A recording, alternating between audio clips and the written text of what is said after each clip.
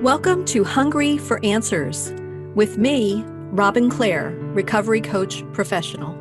Do you love food, alcohol, drugs, sex, social media, cigarettes, or gambling a little too much?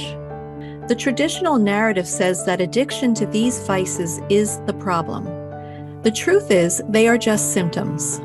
This hit show takes you from recovery to your ultimate life as my special guests and I help you discover how underneath every vice is the addiction to the suffering that developed due to unhealed trauma. So what can you do?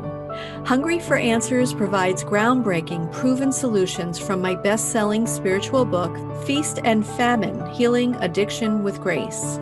It's time to stop suffering and start living your ultimate life. You have a divine right to a life filled with love, joy, peace, and abundance. Hungry for Answers starts now.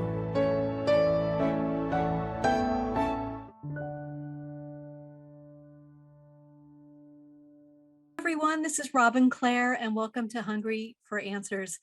It's so interesting when the intro said you have a divine right to a life filled with love, joy, peace, and abundance. I had like full body goosebumps, which for me always says that's the truth.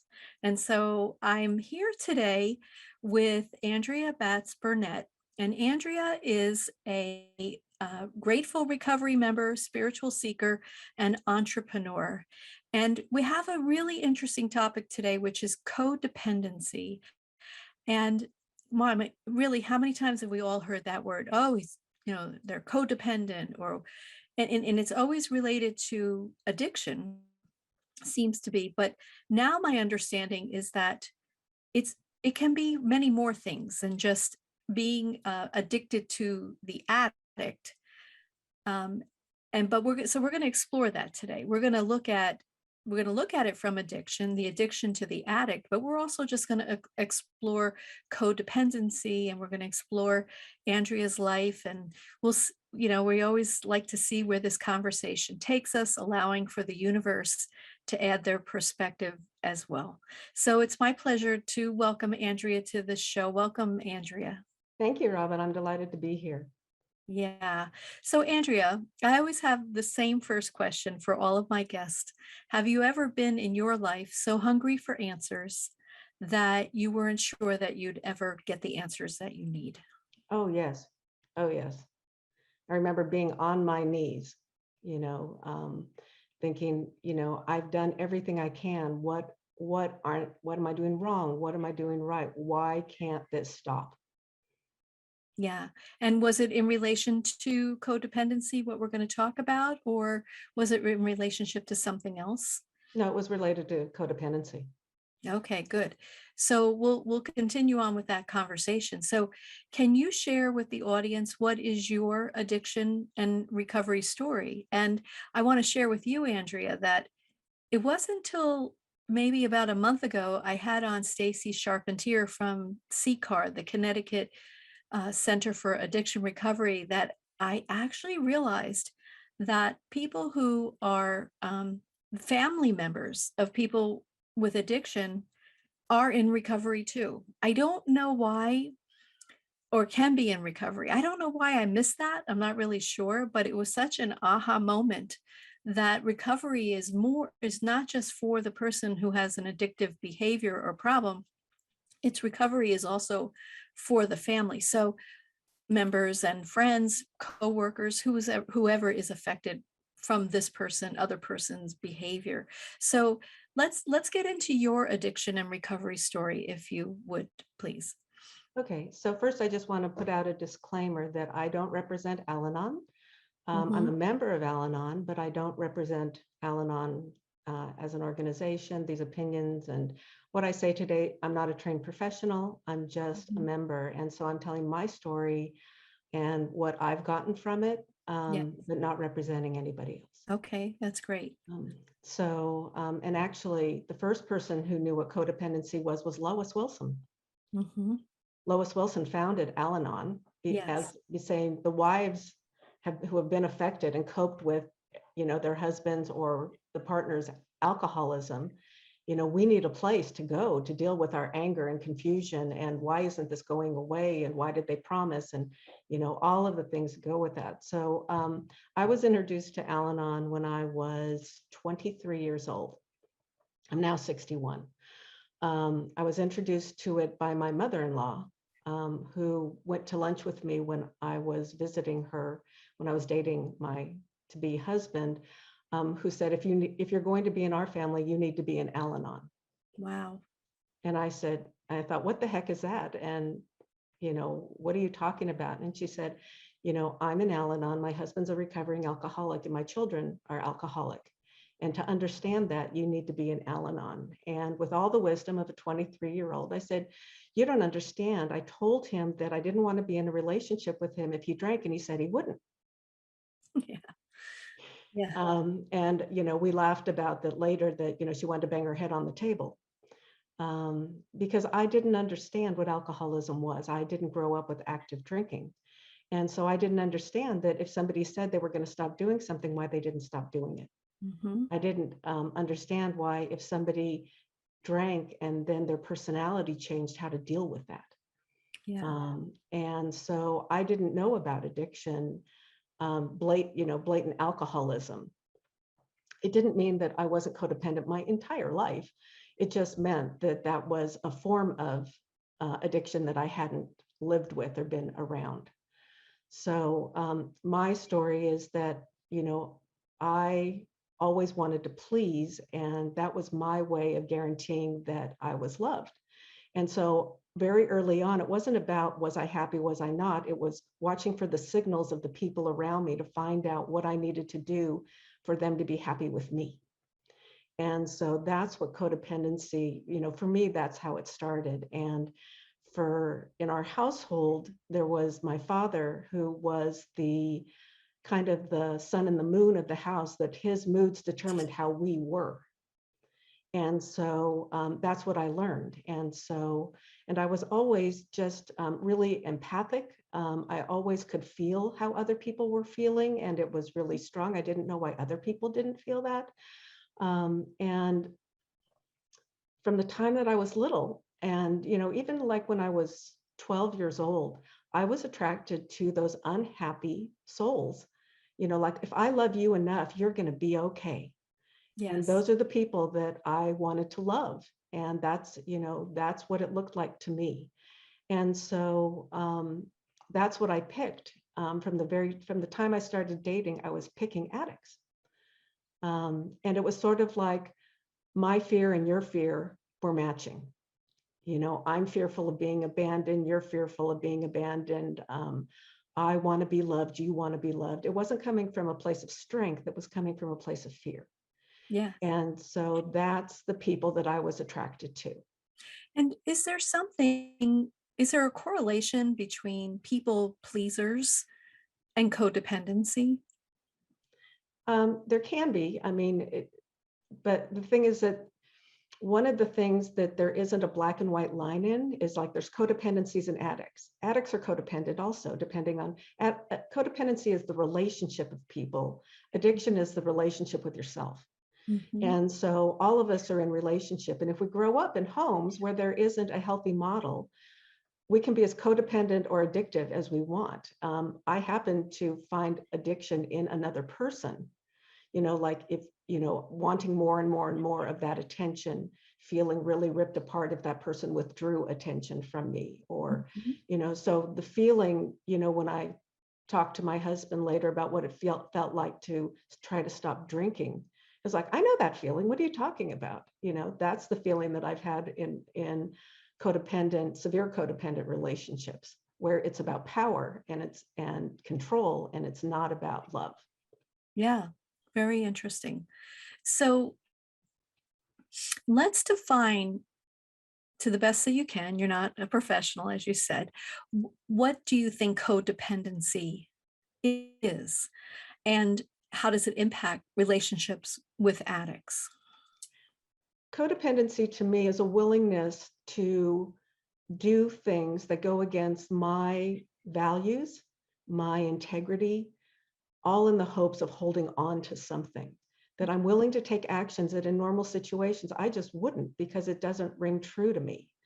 And so, I would, if I find myself agreeing to do something, or, I'm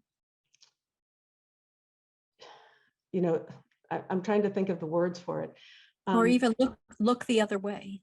Look the other way, not see what I see, not know what I know. Yes. That someone that I would know on a gut level, somebody was lying to me, but I would ask them not to lie to me. Yes. And then want to believe them more than I believed me, because I really didn't want to have to make a change where I had to leave this person, that I had to make a decision to be without this relationship. Yeah. Um, Yeah. And then, and do you think it's funny, good. I have to, is it more prevalent with people in addiction if you're in relationship with someone? But I know that we're all in addiction on some level because we're all suffering on some level. right. So it's interesting when I wrote that question, I'm thinking, but it's when someone is in active addiction, do you think it's more prevalent to have a codependent relationship if you want to stay in relationship with that person? What I've discovered is that healthy people don't stay in addicted relationships, Mm-hmm. and people who have codependent issues can't be pried out of the relationship. Can be, Can't be. can't be. It takes a lot of work to pry out of the cycle of the little, in a abusive relationship or addictive relationship. The person starts off feeling self-esteem, and little by little that gets knocked away, knocked away, knocked away. So people would ask me, why are you staying? It's like, I wish to God I knew. In my Mm-hmm. professional life, I was successful and competent and strong. What happened that I would give away my power so completely at home? Mm-hmm. Yeah. And so interesting. We just have like another minute to go, but I was reading an article this morning, and when I looked at the definition of codependency, it says codependency is when that caring behavior crosses the line into trying to direct or control another person. But then another definition in the same article said codependency refers to any enmeshed relationship in which one person loses their sense of independence and believes that they need to tend to someone else. So it seemed like the codependency goes both ways in a relationship. It can, you can be the one that's initiating all the control, or you could be the one that is being controlled. And so I found that very interesting, and I'd like to talk more about that when we come back from the break. So you're listening to Transformation Talk Radio's Hungry for Answers. This is Robin Clare, and I'm here with my special guest, Andrea Burnett, and we'll be right back.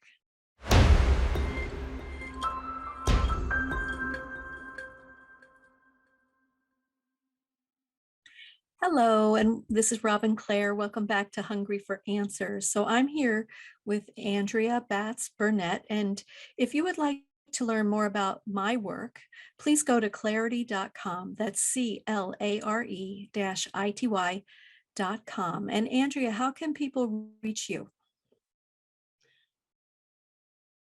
Well, that's a good question. They can reach out to me on Facebook or Mm. LinkedIn, or they could email me at abbcsr@comcast.net. Yeah, that's great. So I had read two quotes prior to going. I'm just gonna reread them. The two quotes in the same article that confused me because they sounded like two different things. And then I realized maybe it's just the way the relationship could be. So the first definition was codependency is when that caring behavior crosses the line into trying to direct or control another. And then the other definition was codependency refers to any enmeshed relationship in which one person loses their sense of independence and believes they need to tend to somebody else.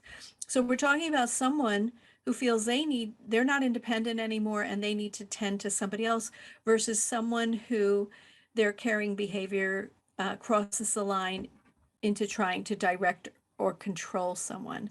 And on the break, you said to me, I've been both. So can you help me to understand why these two sentences sound different, but maybe they're really the same? Well, the first one that you said about losing control, the way that people try to regain control is by trying to control the situation. Mhm. So, when you think about the 12 steps, and you think about the fourth step, and we're looking at our character defects are how we act when we're afraid. Mm. And so, that's what I believe.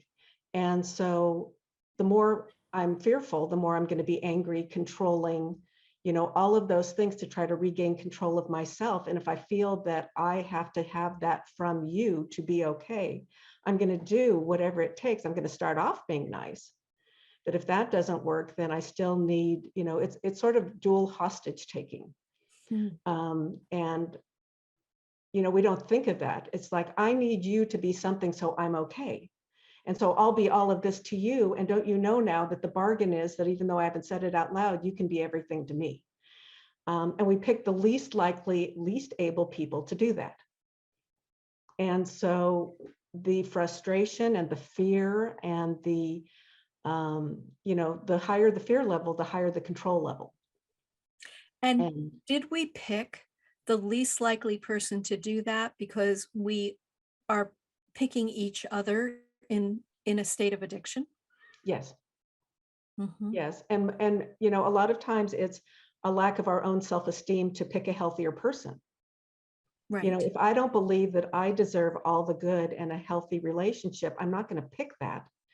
I'm going to say that somebody picked me.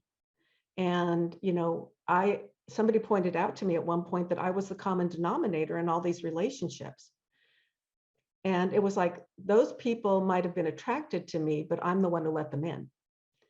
And, on some level, when you get to a certain level of health, if somebody like that approaches you, it's not a good fit and they're not interested because you're healthy enough to go, that doesn't work for me. Uh-uh. Right. Right. And I was talking to a client the other day who has really gone through a massive up leveling in her own healing and consciousness. And she said to me, I feel like everyone in my life is testing me because it's like they're all throwing this stuff at me to see if maybe I am really better. And I said, it's not that they're testing you, it's that you've up leveled, but they haven't. Mhm. And so now you have the opportunity to say to them, I will tolerate this or I will not. Mhm.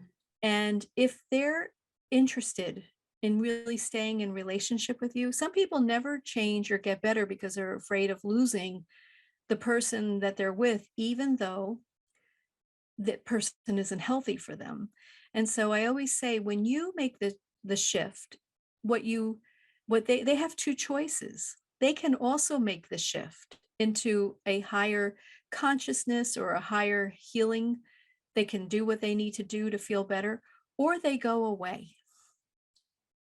There's really those are the two options. And so Mhm. I always tell my clients, don't not change because you're afraid of losing them.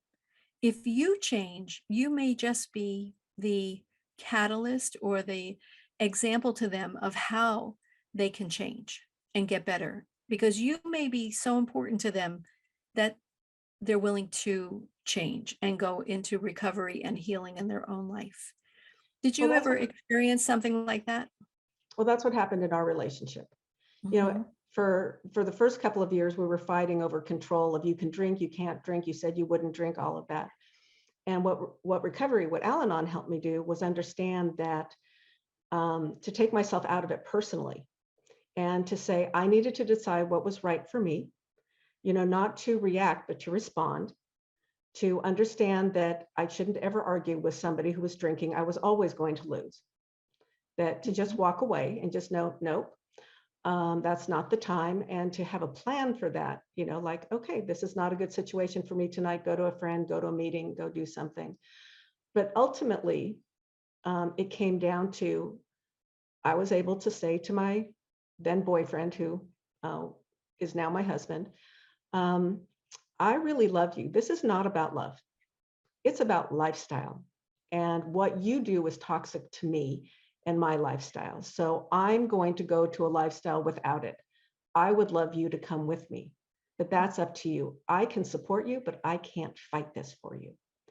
So Yes. it's up to you to decide.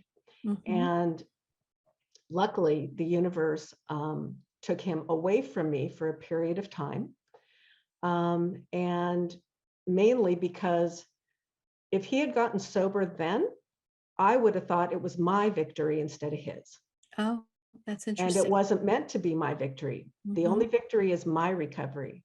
So we separated, and he then hit a bottom when we were separated, and then he got into recovery, and he spent, time with a sponsor and claiming his own recovery and his own victory. And then we were able to start dating again, which was the most awkward, uncomfortable thing we had ever done in life.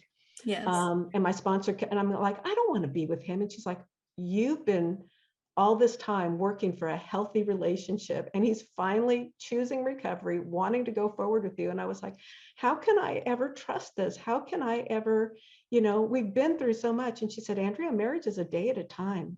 Every Yes. day someone is either working towards a relationship or away from it. Recovery is a day at a time.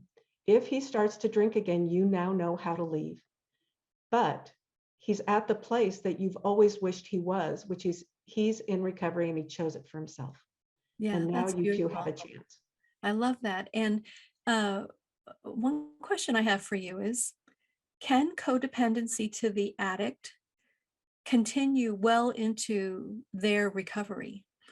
Like, did you ever see yourself moving back into codependency at any point in the relationship after both of you were in recovery? Oh, of course. I mean, addiction is a day at a time. Hmm.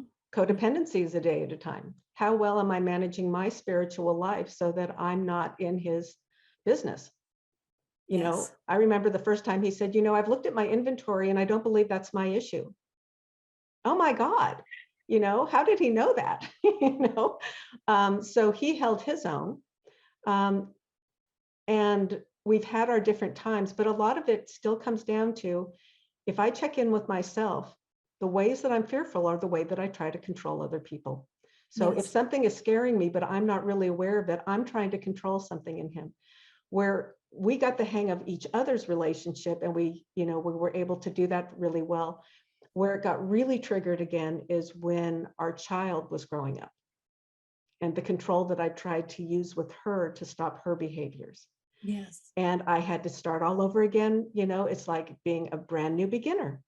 So, like with everything, it's within me. It's how I tend to my recovery that depends on my relationship with people, and whether I'm in that controlling, over anxious, heart beating fast mode, or whether I'm feeling filled and trusting with, my higher power, and being able to communicate what my needs are, but without controlling someone else. Yeah. And listening to you, I'm thinking, okay, we're in a relationship with a partner, right? And we're afraid of abandonment.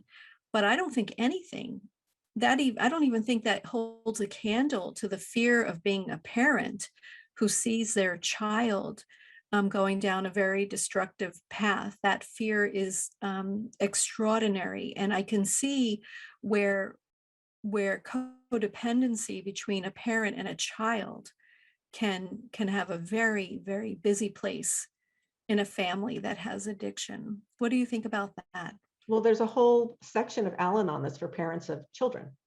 I mean, there's a Mhm. part that's for children of parents, and for spouses, but there's, the whole reason there's such a focus on parents with children is that, we often are thinking that our job is to keep them alive. And any kind of recovery with Al-Anon is counterintuitive when dealing with the addict. What we think helps doesn't. What we think is mean is helpful. What we think is cold is helpful. It's Mhm. a kind of a tough love. And to do that with a child, or even a grown adult who is your child, how will they eat? How will they sleep? They might be homeless. They might be, and they can stay at my house, they can use my money. None of those things are healthy. But because we're so afraid of them dying and our protective parent mode, that we can do so much more harm than good. And that's why Al-Anon is so helpful when you have an adult child or even a teen who's struggling with addiction, so that we can learn the ways that actually help them get well instead of enable them. Right, because that enablement can last a lifetime if you don't learn how to have a healthy relationship with your children with boundaries. And so we're going to be going into another break now. You're listening to Hungry for Answers with me, Robin Clare, and my special guest, Andrea Burnett. And we'll be right back.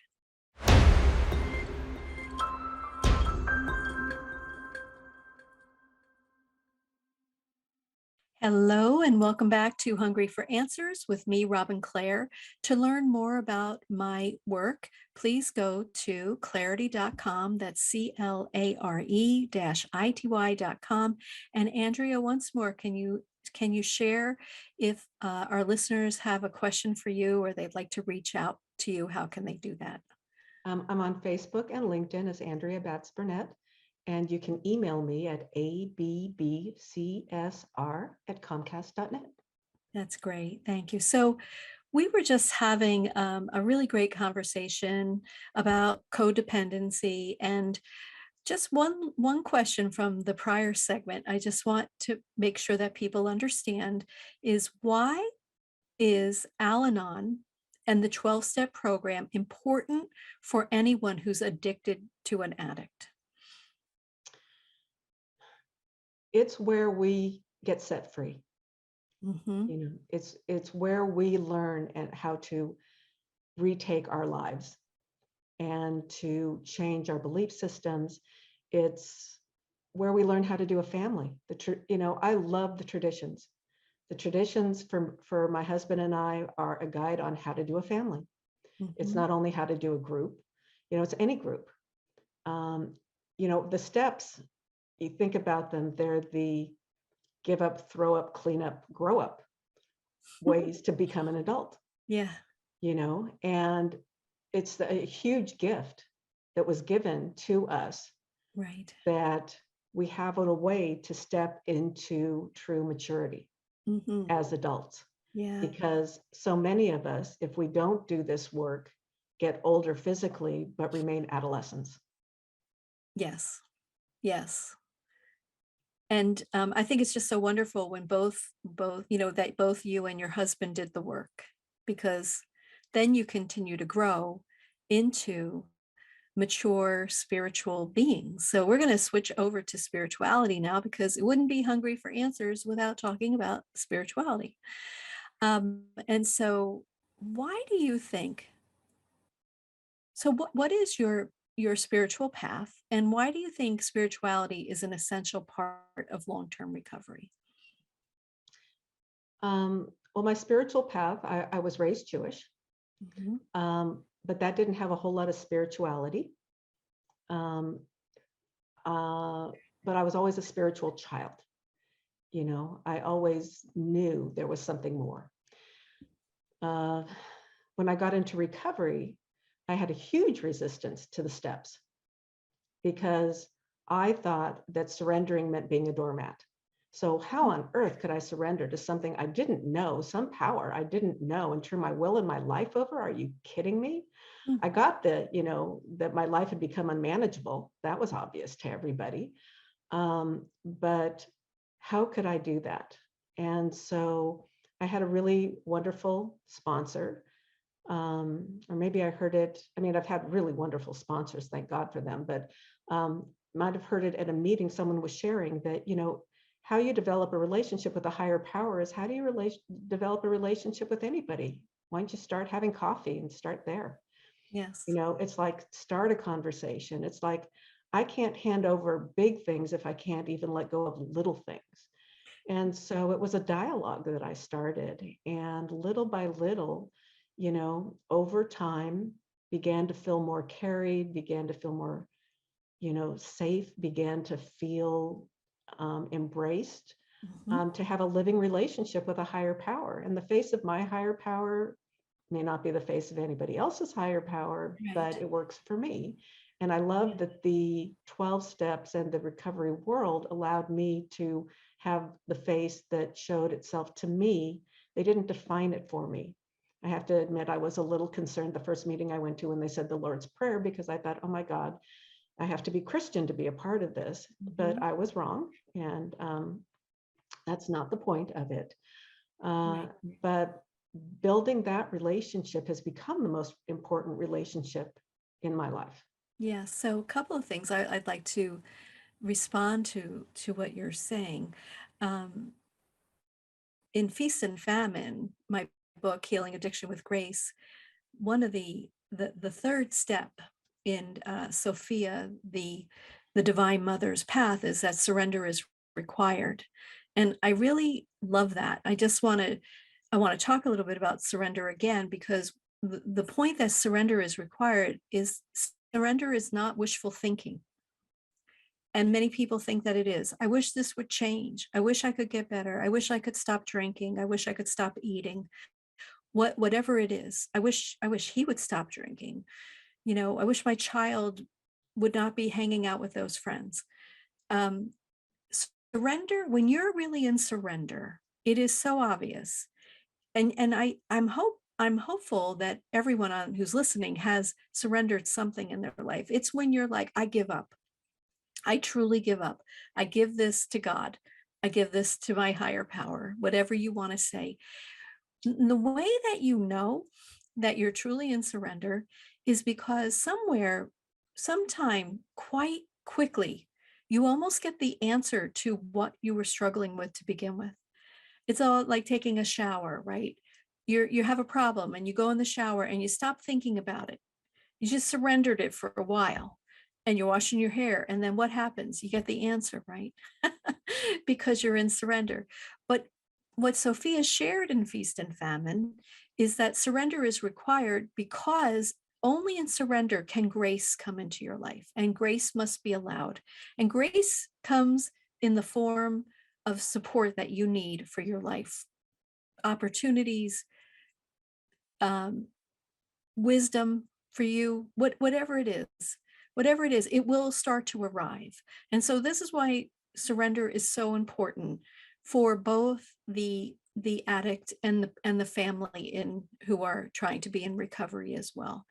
Another thing you said, it was about having a relationship with God. So I just wanted to share that the way that I started to develop a relationship with God, I would be woken up at like 111, 222, 333 in the middle of the night.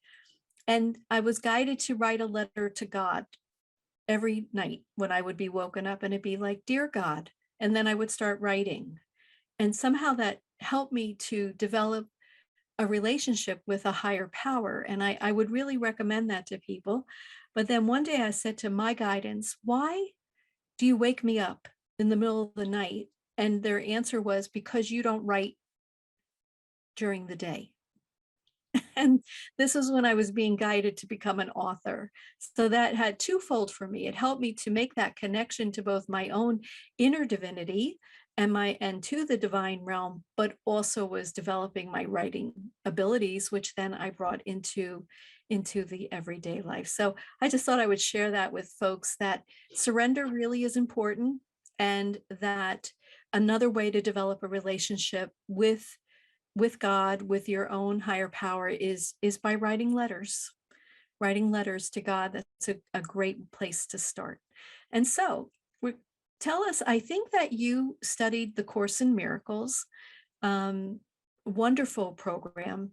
Can tell us a little bit about that and why it was important to you.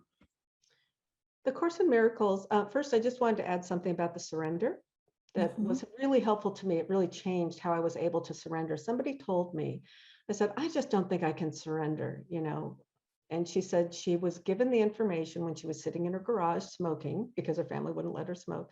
She's like, I just can't do this. I just can't do this. And what came to her was she heard that the way that we don't have to be afraid to surrender, because I was like, well, what if it's my will and my higher power wants me to do something and I don't want to do it, and I don't, how am I supposed to, do that? And it said that first, the way that we know it's from our higher power is that they first put the desire in our heart Love. to do that will. And so it wasn't going to be an argument. It was going to be that my heart was going to be softened to do something, and that I didn't have to worry about being manipulated or controlled as I perceived surrender was a power issue. It was about allowing myself to be guided. Yes, beautiful. Thank you for sharing that. So back to the Course in Miracles. Um, Why was it important to you? well, it was the next step after I had done the 12 steps for a number of years. Mhm. And my parents had actually taken me to hear a lecture on A Course in Miracles with Gerald Jampolsky when I was 16. And I remember running out of the room. What he was saying was so upsetting to me, or just it stirred up something in me. It may not have been upsetting, Mhm. but what he was saying was so true to me, and I couldn't handle it. um, he was talking about we're either coming from a place of love or fear. Yes. And I lived in a fearful household. And I was like, how can these people be taking me here? And they're reading this, and my house is a fearful household, So it Mhm. was very, it stirred up a lot in me. And I came back to it in my 30s. And if anybody has tried to read A Course in Miracle and the workbook and the manual for teachers, you know that it's written very, you can read the same sentence 14 times and still try to understand it. It's like almost German Yes. and English. It's very, simplifying it is not simple. Yeah. So I want to share this about the Course in Miracles. James Twyman, who's a mentor of mine, took the Course in Miracles every day. It's a year-long program, and he put it to music. And so you can find that on his website, James Twyman's website, and you can listen to A Course in Miracles. And then he has studied it for years and years and years. And he then explains what that lesson is today. What's the importance of it? And then, of course, it has the music, which is so lovely. So if the thought of reading a book for an entire year is overwhelming, and you respond to listening, please look for that James Twyman, Twyman, and he did this as a gift to all of us. And that's how I studied the Course in Miracles, is I listened to James's program. So one more thing. Oh, we are I think we're going to go to break now, and then we'll be back. We'll talk more about the law of attraction, which is something that Andrea and I both have in common. And then we'll talk about Andrea's work. And you're listening to Hungry for Answers. This is me, Robin Clare, and we'll be right back.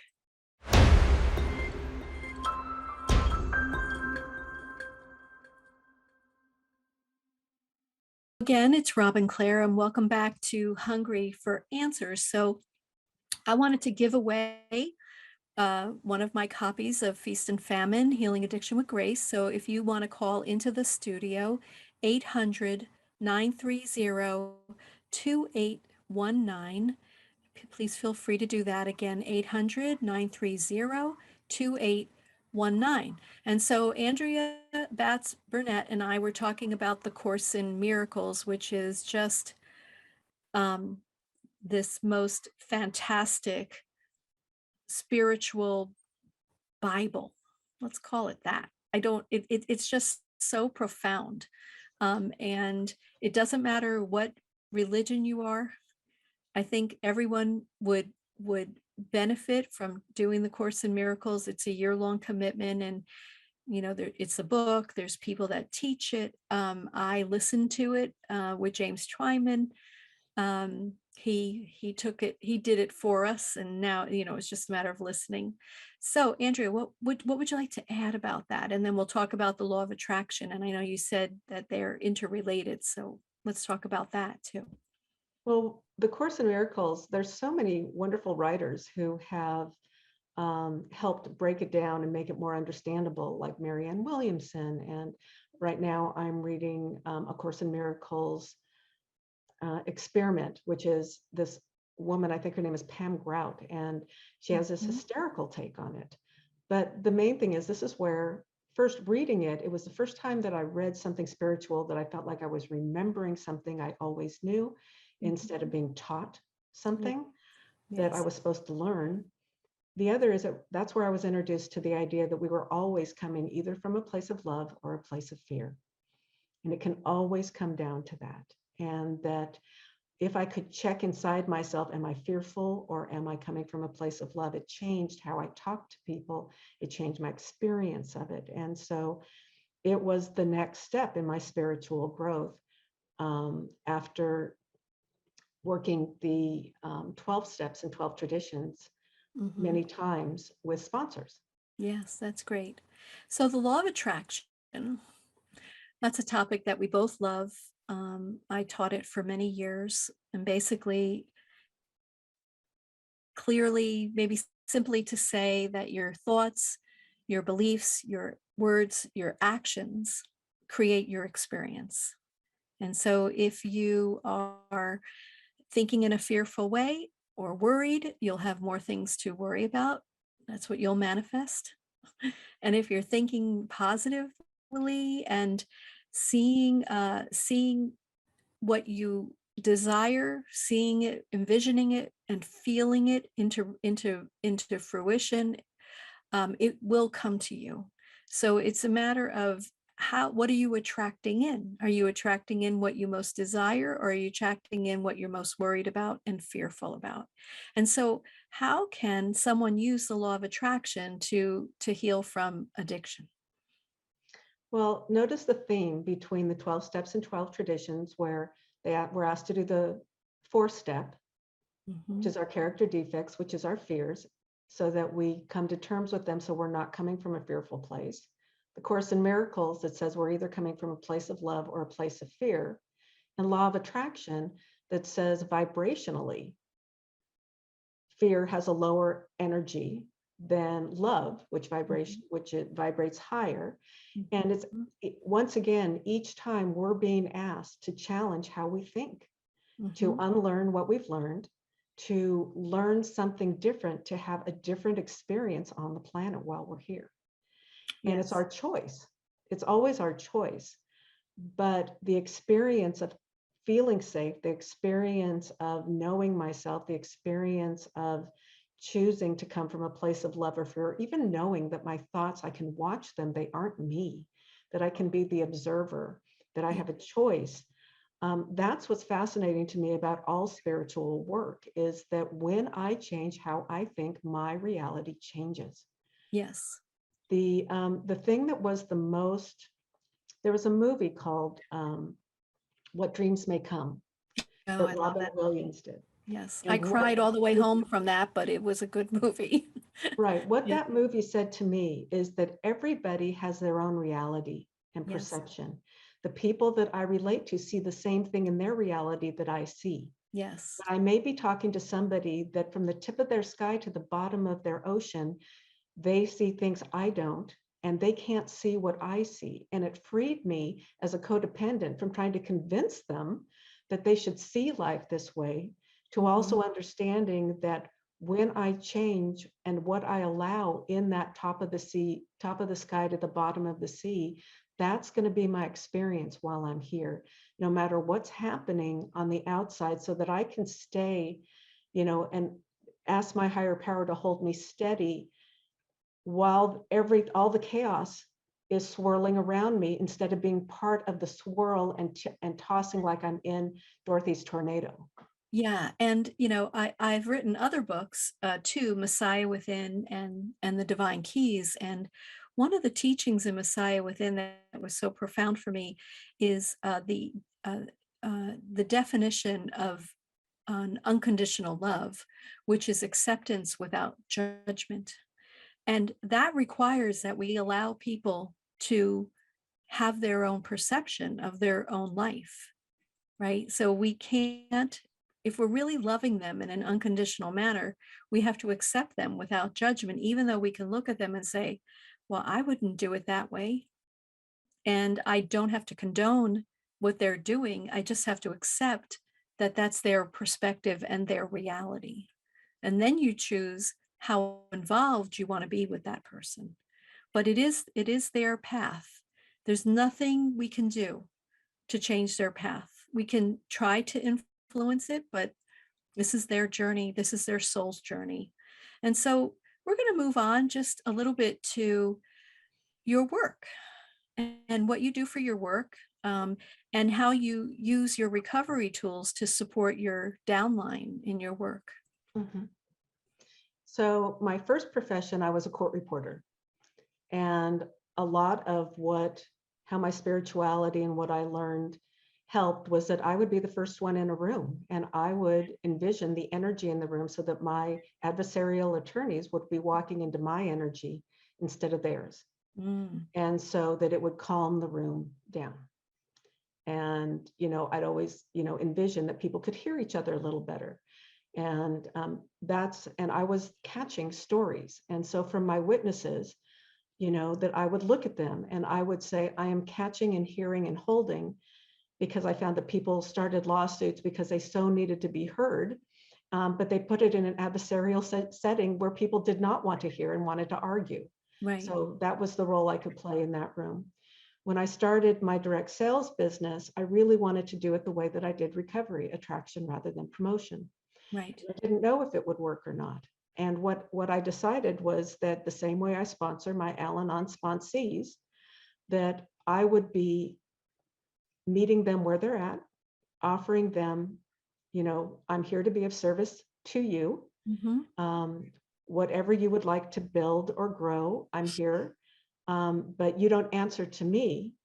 But I can also give them an emotional toolbox, because no matter what business you have, Hmm. well, I can offer. I don't know if they can receive always, but I can offer an emotional toolbox, because as with anything, if you don't believe you deserve it, you're not going to have it. So a That's true. large part of success in any business is believing you deserve all the things that come with it. Yes. And so So I important have, in your direct sales too, because sales is about believing in the product, believing in yourself, and conveying to the person that you're selling to that this would be a benefit to them. well, it also So has to be that you really are only wanting to sell it to them if it would be a benefit to them. if it would be a benefit, And that's so and you have to, and teaching people, how do you go into something and not be attached to the outcome? yeah, Because when you big, come from a service heart, you trust that there's so much abundance that if it's not right for this person, that's fine. Maybe they know somebody that you can help. yeah, Maybe not. But when you fully accept the place that people are in, yeah. when we offer something, and let it go, it's surprising how eventually they end up coming back to you at some point anyway. Yes, that's great. So we're coming to the end of the show. Thank you so much, Andrea, for being on the show. Listen, everybody, if you are struggling, know that there's lots of help. You learned about a lot of things here today, ways that to help you both. If you are in addiction or you're a family member of someone who's in addiction, there's, organizations that can help you. There's also your own inner divinity.